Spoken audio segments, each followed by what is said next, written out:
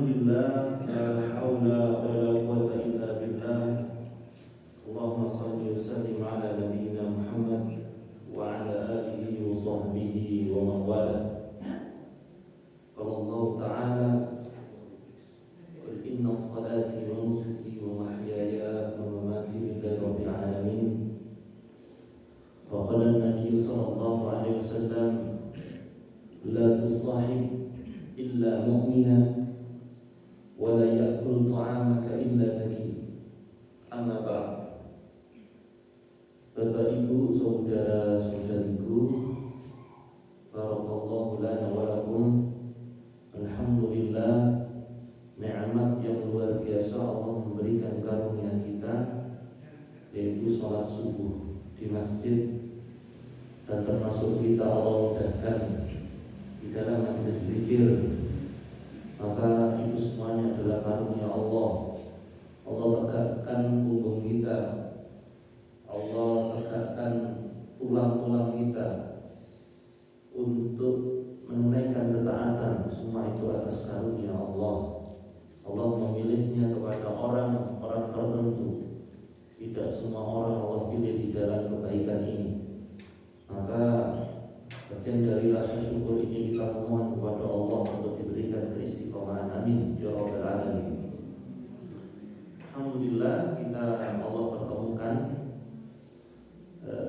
di Sabtu pekan keempat ini untuk saling mempelajari risalah tentang nasihat rumah tangga, yaitu di dalam risalah Arba'un Nasihah li Islahil Buyut, yaitu 40 nasihat untuk memperbaiki rumah tangga, yaitu sebuah risalah karya seorang ulama, yaitu Syekh Muhammad Al-Munajjid hafizahullah ta'ala. Sampai kita di nasihat yang ke-11.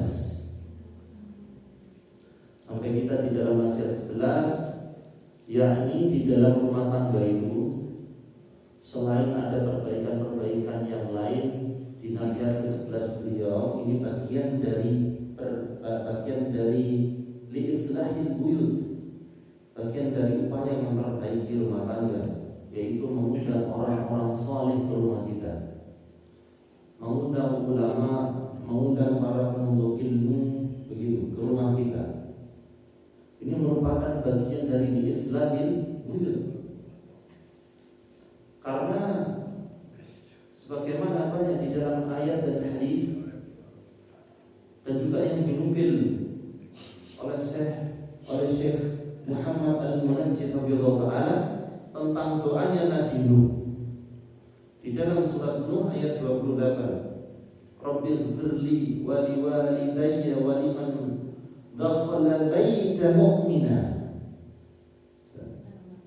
Ya Tuhanku, wahai Rabb, ampunilah aku dan ibu bapakku dan orang-orang yang masuk ke rumahku dengan iman. Masya Allah. Dan kemudian di dalam ayat itu, walil mu'minina wal mu'minat, orang-orang mukmin yang laki-laki dan perempuan, wala tazidul zalimina illa tabara. Dan di antara doa itu ada, dan janganlah engkau tambahkan bagi orang-orang yang zalim itu kecuali kebinasaan. Namun yang diambil oleh beliau adalah mertamu itu, ya, kalau kita ambil dari ayat ini, bertamu itu merupakan di antara salah satu amalan agar dosa kita diampuni. Ini berkahnya doanya Nabi Nuh, yang kemudian terdapat di dalam ayat yang diabadikan oleh Allah Subhanahu wa taala sampai hari kiamat. Jadi bertamu itu selain galak kambing bagi anak kecil. Nah, tapi bagi kita orang beriman, bertamu itu Masya Allah, bisa diampuni dosa-dosa kita. Dan termasuk di dalam rangkaian memperbaiki rumah tangga, kita tahu di dalam adat mengundang orang ke rumah kita, yaitu punya pengaruh benar kepada rumah tangga itu. Kualitas tamu akan menularkan kebaikan kepada orang yang ada di rumah. Kualitas kebaikan seseorang tamu yang kita undang akan menularkan kebaikannya kepada orang yang di dalam rumah kita. Demikian juga ketika tamu itu adalah tamu yang buruk, maka punya potensi akan menularkan kepada keluarga kita. Menular tamu yang buruk. Karena sebagaimana kebaikan dan keburukan itu pasti nular. Makanya yang perlu diperhatikan, siapa saja yang harus kita undang agar rumah tangga itu kecipratan barokah dari tamu-tamu yang baik. Ayyadahu waliyabatil adkiyah dunal fusah. Hendaknya orang itu yang akan kita undang ke rumah itu adalah orang-orang yang bertakwa. Al-adkiyah. Kita pilih itu yang kita undang, orang-orang yang bertakwa, bukan orang-orang yang al-fisad, orang fasik, orang-orang yang mereka melakukan kemaksiatannya, mereka pendosa besar. Bukan bermaksud mengatakan orang-orang ini kita vonis pendosa besar, tapi undang itu seperti ini kompon ini macam, bukan begitu. Tapi maksudnya karena kita ini juga butuh teman yang baik. Karena saya pendosa, makanya saya akan berhati-hati ketika mengundang seseorang. Tambah nemen dosa saya, tambah ketularan. Ya kalau saya tahu, nah kalau anak-anak, misalkan tamunya ini orang fasik, anak lihat, oh gitu teman, wah gitu ketat-ketat begitu, kok tidak jilbaban, lah kok begini dan begitu. Nah itu nular karena terekam oleh mata anak-anak kita. Juga pasti punya pengaruh ke keluarga yang lain, ke istri. Kalau tamunya istri, suaminya, itu pasti pengaruh. Karena kita itu punya yang namanya ma'lumat. Kita akan merekam kita itu apa yang kita rekam. Kita yang saat ini yang kita pikirkan, yang menjadi dasar pikir kita, melakukan segala hal itu karena kita rekam. Rekam dari guru kita, rekam dari tetangga, rekam dari teman. Otomatis mau tidak mau masuklah ke pikiran. Dan kalau tamu itu, sementara tamu kenapa kok begitu berpengaruh? Tamu itu tidak mungkin sebentar, kecuali tamu riawan zaman now. Suara ini udah tunggu sih.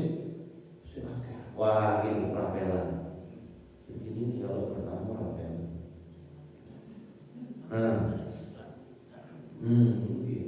Namanya bertamu itu kan adabnya bertamu itu tidak boleh terlalu lama, tidak boleh terlalu sebentar. Terlalu lama akan menyakiti dan mengganggu orang yang ada di rumah itu. Terlalu sebentar juga menyakiti. Bayangkan bagaimana ditamuni. Tidak nyaman. Terlalu sebentar. Ya, berkahnya bertamu kan karena lamanya di sana, terus kita ngobrol, ada jamuan makanan, gue itu semprit, rendang rada-rada ayam, itu berkah. Makanya kalau ada suguhan tamu, bapak ibu, jangan sampai tidak dicicipi. Jangan dicicipi, berkah itu. Suguhan tamu itu berkah. Di mana dasarnya ya? Kita bahas ini. Karena sebagaimana dikoli sallallahu alaihi wasallam sabda Nabi sallallahu alaihi wasallam, yaitu la tusahib illa mu'min. Ojo sampai panjenengan presiden Nabi bersahabat konco raket kecuali konco raket niku, konco blok niku adalah orang yang imannya benar. Imannya harus benar. Kalau teman biasa, tidak apa-apa, konco biasa. Kalau ketemu ya nyokong, tapi kemudian kalau diajak acara yang sekiranya acaranya buruk dan bersama terus dengan dia, kita mikir-mikir dulu, kita bisa nulari kebaikan atau kita ditulari gitu. Agar nggak ketularan penyakit gimana caranya? Kekebalan tubuh dikuatkan, sehingga kita nggak gampang ketularan. Imunnya dikuatkan agar tidak ketularan penyakit-penyakit hati, penyakit-penyakit fisik. Tapi kalau tidak mau ketularan akhlak yang buruk, imannya yang dikuatkan. Biar tidak gampang sakit demam, maka imunnya yang dikuatkan. Tapi biar tidak gampang sakit hatinya, tersakit penyakit dalam hati, imannya yang dikuatkan. Itu penting bersahabat, koncoplok, raket sama orang yang imannya baik. Orang yang bertahan agar indah tadi. Terus yang Nabi, kalau bisa yang makan makanan Anda itu orang yang imannya baik, orang yang tadi, orang yang bertakwa. Nah, itulah barokahnya tamu yang baik. Kita nitip upo kita nitip dadar kita, dadar jago kita, kerupuk kita, sambal kita di tubuhnya beliau-beliau tamu yang soleh ini. Itu sambal itu bisa jadi pahala jariah. Kalau yang memakan adalah hafil Quran, enggak tahu Pak Imam, masya Allah, panjangan sungai sambal. Itu masuk di tubuhnya beliau bilang alif, berpanjangan dapat pahala. Ya, terus kemudian diberikan kepada bapak-bapak yang di sini, ya, makanan atau kopi atau apa itu panjenengan tuh. Ini kan panitia dalam pertoangan ini kan panjenengan, gitu. Itu bapak-bapak sholat zikir panjenengan dapat barokahnya, dapat pahala. Masya Allah, itu berkahnya kamu yang baik. Maka dari itu teman yang baik itu, tamu yang baik itu butuh kita undang. Karena dari acara berbaginya itu saja, itu bisa mendidik orang yang ada di keluarga kita. Ya, kita didik mereka. Oh, siapa ini temannya ayah, ini temannya ibu, misalnya. Ini orang yang baik dari sini, ini dikenalkan. Kenapa kok dikenalkan? Yang pertama, manfaatnya banyak. Yang pertama, agar kalau dia baik dikenalkan kebaikannya bisa ketularan. Itu cuma hafid Quran. Wah, kan itu kan, masya Allah. Itu jadi ketularan kebaikannya. Ini loh temannya yang baik, orangnya suka sedekah. Yang kedua, mengajarkan kepada keluarga kita, yaitu tentang memuliakan tamu. Begini caranya bapakku, caranya ibuku memuliakan tamu. Ketularan kebaikannya. Nah, yang ketiga fungsinya ketika panjenengan sudah meninggal.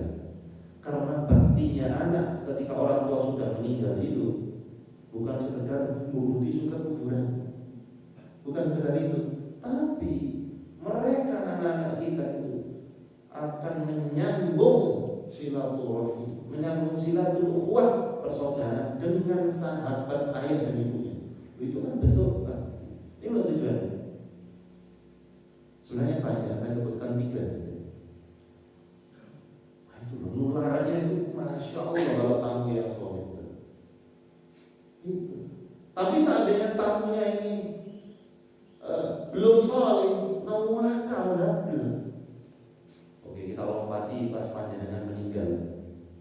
Itu kalau anak kita mau nyambung silatul ukhuwah kepada teman kita, ya temannya bapaknya atau ibunya tadi, karena temannya tidak baik, pasti yang diceritakan tidak baik. Bapakmu di situ, yo anti, waktu nyolong kecil dulu tidak mampu situ.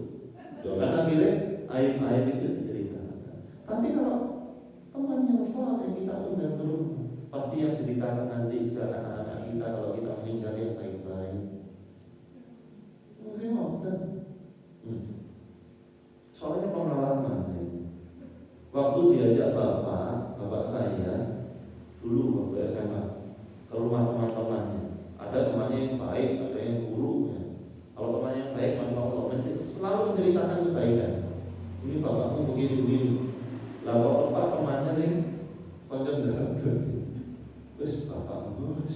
Mau gitu. Jadi, Masya Allah, inilah faedah, yaitu mengundang orang soleh, termasuk nasihat di dalam wisata ini, yaitu dalam rangka beberapa hal yang bisa bermanfaat untuk rumah tangga. Nah, kemudian bagian dari faedah mengundang orang soleh, yaitu sebagaimana turunan dari berbagi dari itu. Kita mengajarkan berbagi kepada anak-anak kita. Ya. Di antaranya dikatakan adalah alla yakhussa bi diyafatil aghniya dunal fuqara. Bagaimana seandainya tamu kita itu soleh dan kemudian ada plusnya. Selain soleh, tamu kita itu adalah orang fakir atau miskin. Loh kok plus? Fakir kan minus. Itu kan hitungan dunia. Kalau bicara cuan saldo rekening, ya mesti minus. Tapi panjenengan harus ingat bahwa yang masuk surga duluan adalah orang miskin. Yang paling banyak masuk surga adalah miskin. Kenapa kok masuk surga duluan? Yang dihisap Joko. Ini bisa apa? Token yang cuma 50.000 per bulan. Token ini panjenengan jutaan. Ini yang sugi-sugi, Masya Allah. Ruben Onsli itu kan 50 juta tokennya. Rafi Ahmad ke 100 juta. Itu kan nanti doa itu panjang hisapnya. Makanya orang-orang miskin yang dia baik, bukan sekedar miskin ya, miskin baik, saleh, dia masuk surga dulu. Pendek hisapnya. Dia mulai hisap nanti dia pamit dulu. Bro, aku disini ya, Masya Allah kita sederet gede. Bisa, ya Allah. Makanya pun sugi-sugi dulu. Panjangan kesugi. Maksudnya kita loh, sugi namanya kata Abdurrahman bin Auf, sugi dimurah, sugi mana? Dimurah, maksudnya ini berbagi. Tapi biasanya singkatan itu sorong banget. Abdurrahman bin Auf radhiyallahu anhu sampai heran. Ayo lu kok menarik sini. Uang tutulan sugi, sampai aku. Nah, kita sepanjangnya ini kan sugi, Masya Allah. Bagaimana pun kesugihan. Orang yang terlalu kaya itu bukan karena uangnya triliunan, tapi ketika cuma ada tabungan 2 juta tidak ditok-tok, itu yang kesugihan. Itu termasuk yang kesugihan. Bagaimana Nabi bilang? Orang yang mandul bukan orang yang tidak punya anak, dikasih anak tapi tidak diajarkan kebaikan, itu mandul gitu. Terus apa bedanya dengan orang yang uangnya di rekening 2 juta 5 juta tapi tidak ditok-tok 16? Berarti kan dia kesugihan. Orang kesugihan apa? Abdurrahman bin Auf tidak merasa kaya. Itu bedanya. Maka ini penting sekali bahwa kalau kita mengundang, tidak ada 2 keutamaan. Mengundang orang yang saleh ke rumah dan fakir, ya Allah, 2 keutamaan. Gitu. Mungkin panjenengan akan sulit kalau ngelis tamu kayak gini. Kok sudah-sudah jamaah turun di sufi. Nah, kalau kemudian kita ketemu tamu soleh, fakir atau miskin, undang. Biasa saja. Begitu banyak ayat dan hadis yang bisa membela orang-orang fakir dan miskin. Masya Allah. Nah, maka Adabnya itu yaitu kalau ada tamu yang soleh dan miskin, masya Allah itu bagus. Kenapa begitu? Karena kita mengajarkan ini turunan dari menjamu tamu yang diajarkan kepada anak-anak kita gitu. Jamu tamu itu kan otomatis walaupun gini loh ya, bukan gitu. Mereka melihat itu sudah merasa diberi pengajaran. Jadi, karena di situ ada jamuan, berarti ada makanan. Siapa yang paling bahagia hatinya kalau ada jamuan makanan? Orang kaya, orang miskin. Orang miskin. Orang yang mungkin makan tapi tidak pernah makan memang. Masya Allah. Misalkan dengan menyediakan makanan-makanan yang enak-enak ya, lauknya macam-macam, empal macam-macam, suwir semua macam-macam, bundar otak segitiga sudah kenyang. Sebab semua olahan tempe, semua olahan telur, seafood, wabel. Itu kalau orang kaya gitu, masya Allah. Tapi kalau orang miskin sambil nangis, kamu melihat sendiri itu. Orang yang tidak punya hidayah, ya Allah, masya Allah. Sedangkan orang beriman itu salah satu sodakohnya kan menyenangkan orang beriman yang lain. Ya kan prinsip idkhal surur al-mu'min ala qalbil mu'min, yaitu memberikan kesenangan, kebahagiaan kepada hatinya orang beriman. Itu pahala luar biasa. Itu kebaikan luar biasa. Pahalanya besar karena setiap amalan akhlak pahalanya tanpa batas. Yang tiang itu pahalanya besar tanpa batas. Karena batas sangat diukur. Coba kalau nyenong tiang itu ukurannya apa? Pirang kilo, pirang meter. Sebagaimana saja Jurung bilang ini bisa pahalanya itu tanpa batas. Gimana ngukur sabar itu? Pirang ton sabar itu? Berapa karat? Kan baru saja. Hanya Allah yang bisa menghitungnya. Karena memberikan kesenangan itu tadi bukan masalah makanannya. Karena orang miskin ketika kita undang rumah dan dia baik, apalagi itu dengan senang anak-anak kita, istri kita melihat itu gede, gitu kan, panjangan sama istri gede, senang ya Allah. Ada dampak keimanan, ada dampak kebaikan. Akhirnya dia ingin kalau berbagi kepada orang yang membutuhkan itu, melihat dia bahagia, kita senang. Anak-anak kita juga begitu melihat. Coba lihat, mereka senang sekali dikasih lawan. Ya Allah, luar biasa. Oh, itu kan anak jadi, ya, berarti dia akan menjadikan pelajaran itu selama hidupnya. Oh, ternyata memberikan kebaikan kepada tamu yang soleh apalagi miskin merupakan amal ajaran dari bapak saya. Bapak tidak jadi lagi dulu, benar kan? Ya benar.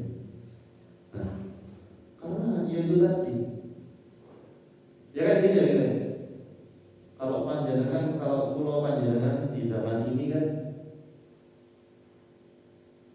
melihat konten-konten berbagi di YouTube itu kan bikin terenyuh ya. Melihat mereka nangis. Ini acara yang umum. Kalau saya mau menyebutkan salah satu konten kreator, nanti sebagian umur nggak tahu. Jadi ini insya Allah kalau saya sebut ini panjenengan paham semua insya Allah. Bedah rumah. Ya, orang yang awalnya rumahnya reot itu di bedah rumah loh sebenarnya kualitas bangunannya itu tidak bagus-bagus banget juga kayak gitu. Tapi dicek kemudian bagus lebih dari sebelumnya. Ukurannya yang kecil, bisa ada yang di bawah 50, di bawah 40. Cuma di situ dikasih kursi, dikasih mesin cuci, dikasih kulkas yang biasa. Mereka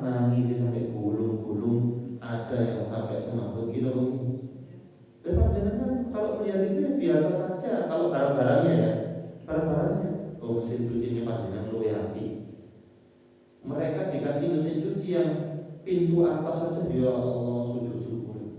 Kok panjenengan kan beda mesin cucinya. Pintu mana aja? 4 pintu. Pintu bawah rusak ini. Lagi barangnya sami, kebahagiaannya tidak sama. Benar. Kalau rumah-rumahnya yang beda, kalau dibandingkan rumahnya jenengan yang beda, ya itu ukurannya kamarnya sampai ukurannya kamarnya macam-macam. Tapi mereka luar biasa bahagianya itu. Kalau melihat kayak gitu, kita senang terenyuh. Itu aja melihat acara di televisi saja. Bagaimana memberikan kepada orang miskin bahagia luar biasa. Itu belum dikasih mobil, Pak tambahan ICU nanti. Ya, Pak, mungkin kasih mobil-mobil yang biasa, yang cc-nya 100.000. Oh jangan 1.200, kasih cc yang 1.000 LCGC. Itu mereka semua menang. Tapi sama orang-orang yang terbiasa kaya, lipom-lipom begitu tuh tinggi ya. Tinggi benar. Ada influencer di YouTube, di Instagram, saya lupa namanya. Itu viral gara-gara naik mobil. Mobilnya Wapi Jaguar, mobil ini. Terus ada teman, tak sebut merek enggak ini. Enggak usah aja. Nanti mobil sampai. Enggak ini, masalahnya begini. Karena ini bicara standar saja. Mereka ada mobil tertentu itu. Itu punya mobil ini. Mobilnya kalau ditutup ada bomnya itu. Maksudnya mulai aslinya. Padahal saya naik mobil itu ya enak gitu. Gitu menurut saya. Nah, naik mobil apa kalau rasa syukurnya tebel kan jadi enak. Itu dinnya tidak lalu-lalu. Ada juga perempuan-perempuan itu pokoknya dia mahasiswi Jakarta ke Malang. Waktu itu viral di reels Instagram. Panjenengan mungkin nggak tahu, tak sebutnya. Tapi namanya saya lupa. Maksudnya tak sebutkan reels Instagram. Panjenengan kan mungkin istilahnya tidak tahu. Itu mahasiswi Jakarta yang dia kuliah di Malang.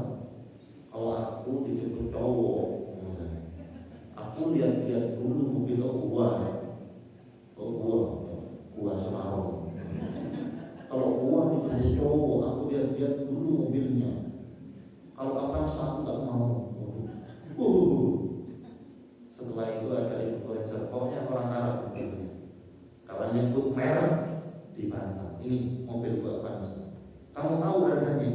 Kamu bisa beli di Malang betul. Nah, maknanya itu tadi standar syukur, standar nikmat yang berbeda. Dan keluarga kita kalau diperlihatkan tamu yang miskin makannya lah sewenang banget, itu akan mengupgrade rasa syukurnya. Coba sampai biasanya memang makan ini biasa aja kan, banyak orang yang nggak bisa makan itu. Dan itu bermanfaat ya. Apalagi kalau ada jamuan makan tapi tidak mengutamakan orang yang miskin, tamu yang miskin, itu diduga melek kalian gimana? Makanannya itu dikutuk sama gimana? Seumpama apa? Tidak mengutamakan, mengundang orang-orang yang miskin, tamu yang miskin. Makanya ada di dalam hadis Rasul Kanjeng Nabi begini, syarul ta'amul walimah. Seburuk-buruknya makanan itu yang makanan yang ada di walimah. Walimah itu bukan berarti pengantinan ya. Pokoknya undangan dan ada jamuan tamu, jamuan makan, itu walimah.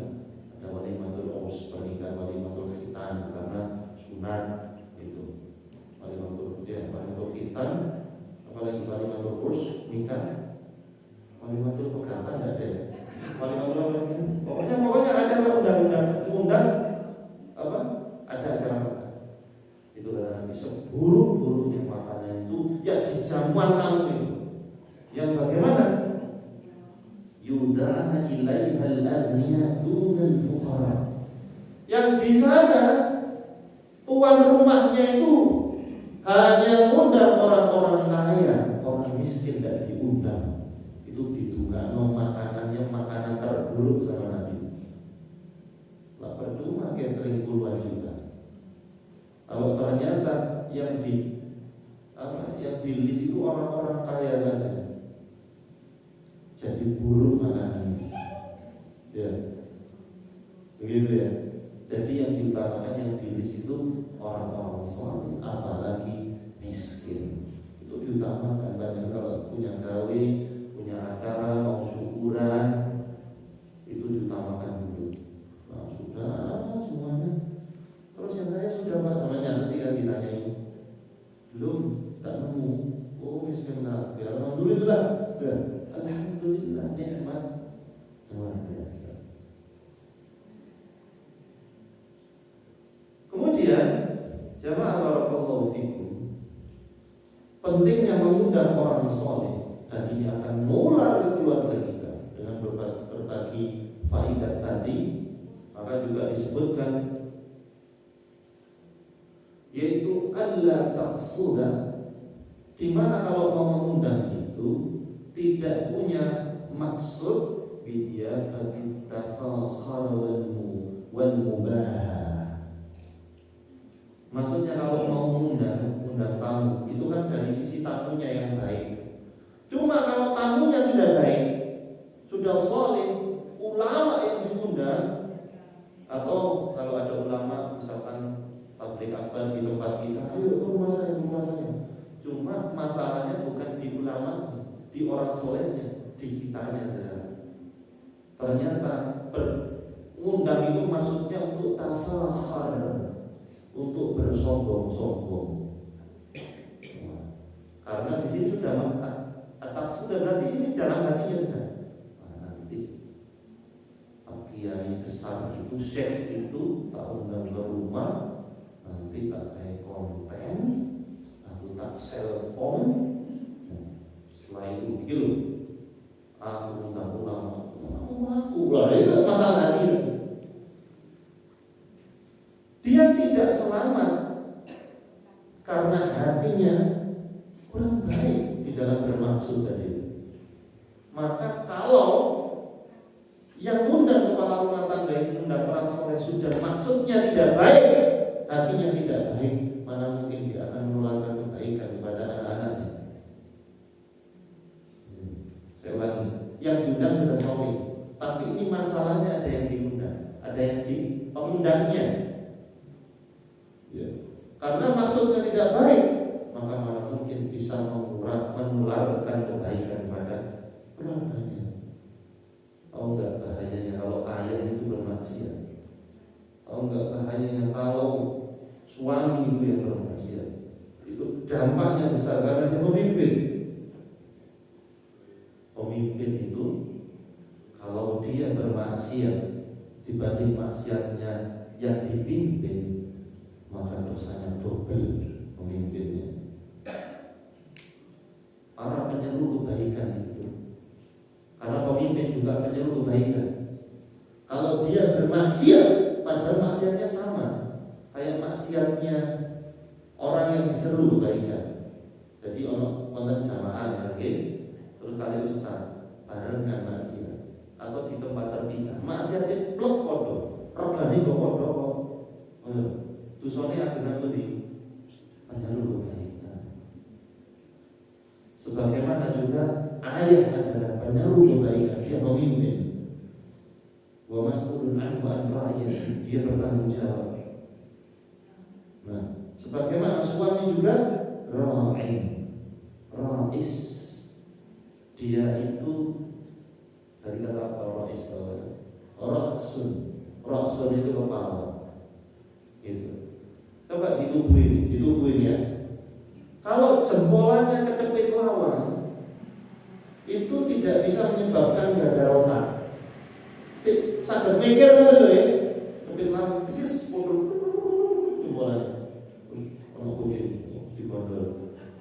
Kalau jempolannya tadi itu digondol kucing masih bisa berpikir karena di sini otaknya dipakai. Cuma kalau sudah kepala kena gangguan, jempol tidak bisa buka-buka. Kaki tangan ini bisa atrofi, mengecil ototnya. Kalau otak kena gangguan, sumbatan namanya. Sumbatan kamu kan yang punya alumni stroke hadir ini. Semoga Allah hapus dosanya jenengan karena seperti itu. Nah itu kan bukti. Kalau kepala kena gangguan, nggak bisa apa-apa ya. Allah. Itulah pemimpin. Rais itu rasul kepala. Nah, makanya Allah berfirman, "Kanu rahmatan 'indallahi an taqulu ma la taf'al." Kemarahan besar, murka yang besar dari Allah Subhanahu wa taala kepada orang yang memerintahkan ngajak ngomong tapi dia tidak melakukan malah bermaksiat.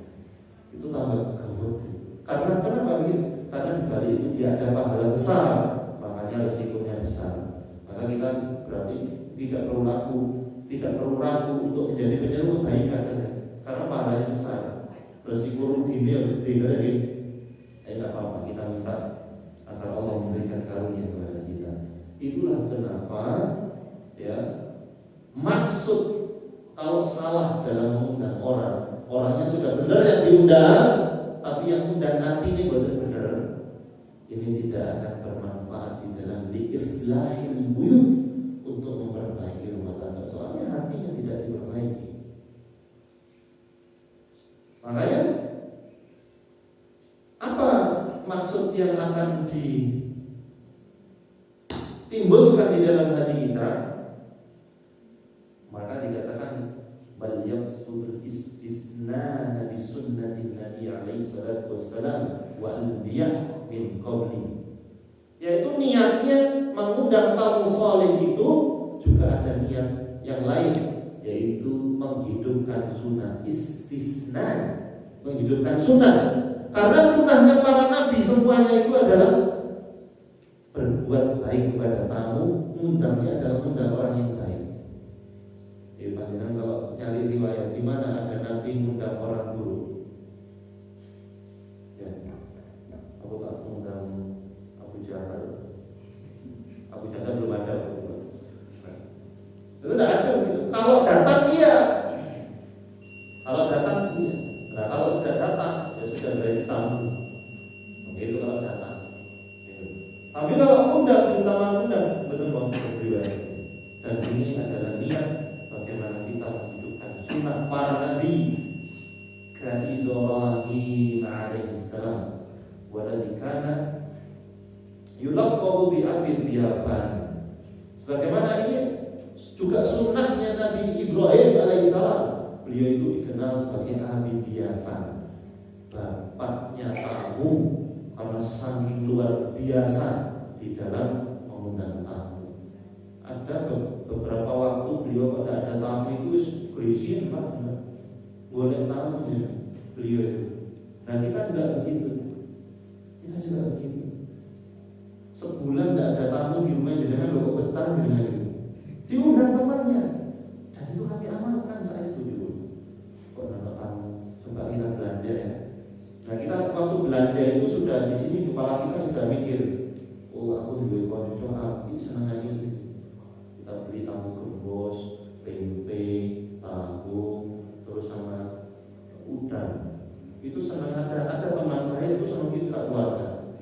Tidak jangan santan yang isinya itu. Kalau bunyi kalau udang itu kau buat gede, mengungkar ini, oleh jajan ini garisan, dan mengungkar ulang itu. Aku masak, ayo kesini, dipancing agar orang baik itu datang ke rumah. Kok betah sebulan itu tidak ada tamu itu, heran deh. Nabi Ibrahim kayak gitu, para nabi kayak gitu, nyari tamu, karena itu kebaikan untuk keluarga kita. Barakallahu fikum. Ada diskusi satu? Enggak? Iya. Assalamualaikum warahmatullahi wabarakatuh. Waalaikumsalam. Apakah menjamu tamu ini harus di rumah, Ustaz? Kalau misalnya ya kita ada tamu aja di tempat lain. Apakah itu termasuk? Masya Allah, apakah menjamu tamu harus di rumah? Iya, menjamu tamu di rumah dan di luar rumah itu merupakan amal soleh. Tapi begini, menjamu tamu yang ada manfaat di dalam perbaikan rumah tangga itu di rumah.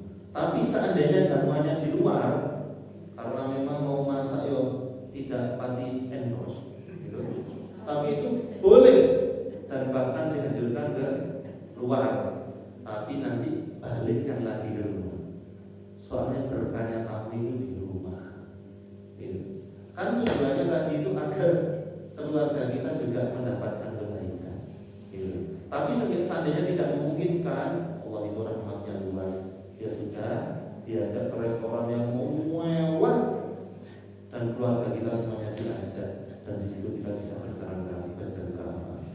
Dan yang paling inti adalah menjamunya, dan dari situlah kita bisa membahagiakan mereka. Termasuk Nabi yang terakhir, Nabi itu tidak pernah kenyang min khubuzin aulan, dari roti maupun daging seumur hidupnya beliau, illa tofaz, kecuali beliau jamu tamu. Kalau jamu tamu beliau kenyang, karena untuk menyenangkan itu. Yang penting itunya. Makanya kalau panjenengan mau mikropet kok entek dulu, itu nggak boleh berhenti kecuali tamu berhenti. Jadi panjenengan alasan ibu, upaya ngomong nunggu beliau. Lalu sama entek disik, hati ibu kan sungkan. Lo sampai, sama daerah mana? Gua ada ya. Nah disitulah kebaikan itu yang akan diulang keluarga. Barakallahu fikum wa qul qawli hadza subhanallah wa bihamdihi